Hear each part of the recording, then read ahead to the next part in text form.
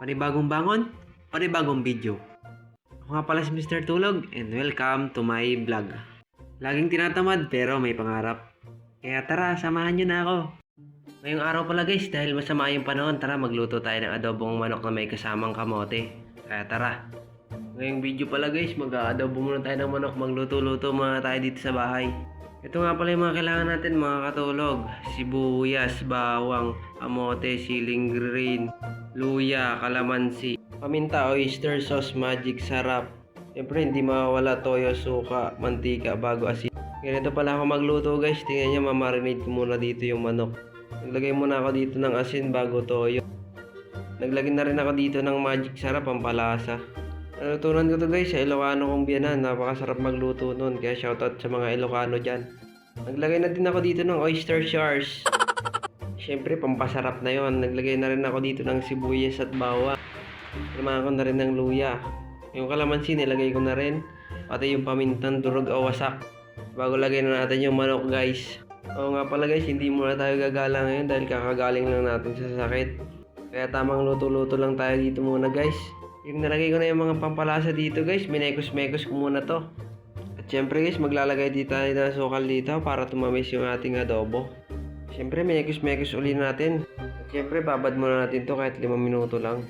Habang naghihintay guys, nagpakulo na ako dito ng mantika. At thank you nga pala sa camera girl ko ngayon.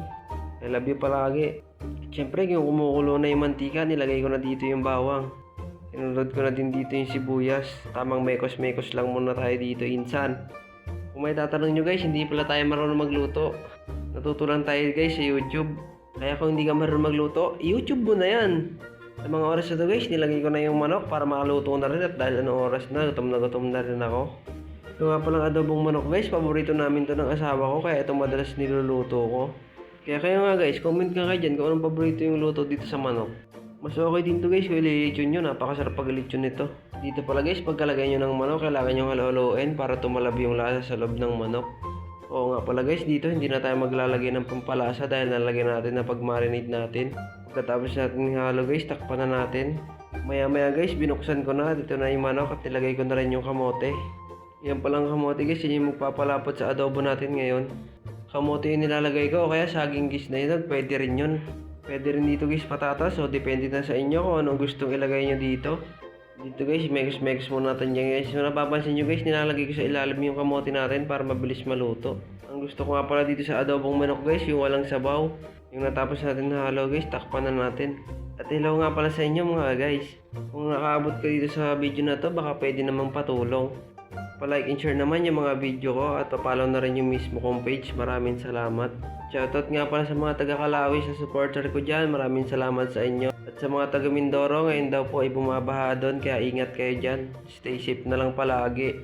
Dito na nga guys, nilagay ko na yung siling green dito o siling haba ang tawag nila. Dito nga pala guys, nagad ako ng konting asukal pa dito dahil hindi tumalab yung konting nilagay natin kanina nung una. Disclaimer pala guys, hindi pala tayo dati marunong magluto pero nang dahil sa YouTube natuto tayo. Kaya may kasabihan nga tayo. Pag gusto may paraan, pag ayaw maraming dahilan. Kaya guys, supportahan nyo lahat ng mga ginagawa ko dito. Kaya bago matapos tong video na to, baka pwede naman pa-like ng aking video, baka pa-share na rin, pa-follow na rin yung page ko. Sa mga libo-libo kong nanonood dyan, baka naman follow naman yung page ko. Maraming salamat. Oo nga pala sa mga new followers ko at mga dating kong followers, maraming salamat din sa inyo at sa pagsubaybay ng aking mga video. Na-appreciate ko lahat ng mga ginagawa nyo guys. Dito nga pala guys, pagkatapos natin mekos dito, tinikman natin to syempre. Syempre para malaman natin kung anong kulang dito. Nung tikman ko naman guys, ayos naman.